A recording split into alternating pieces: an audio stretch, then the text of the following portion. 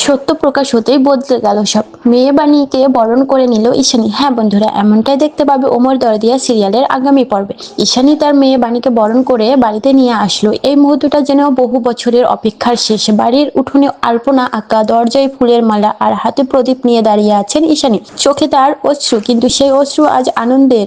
বহু বছর আগে ঈশানের একটি মেয়ে জন্মেছিল, কিন্তু সেই সুখ বেশি দিন স্থায়ী হয়নি। ঈশানের শাশুড়ি নয়নতারা চুপি চুপি একটি ভয়ঙ্কর কাজ করেছিল। নিজের স্বার্থে সেই ঈশানীর আসল মেয়েকে কোথায় যেন ফেলে দিয়ে অন্য একটি মেয়েকে এনে তার হাতে তুলে দেয়।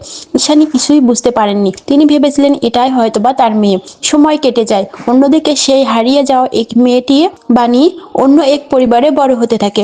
বড় হয়ে তার বিয়ে হয় অনিরুদ্ধের সঙ্গে। সুখে দুঃখে সংসার চলছিল, কিন্তু বাণীর মনে সবসময় একটা অজানা শূন্যতা ছিল, যেন কিছু একটা হারিয়ে গেছে।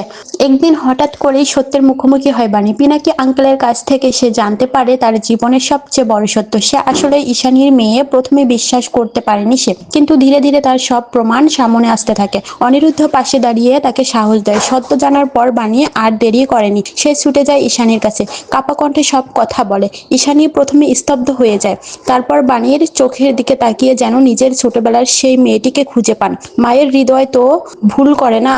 এই মুহূর্তে তিনি বুঝে যান এই তার মেয়ে।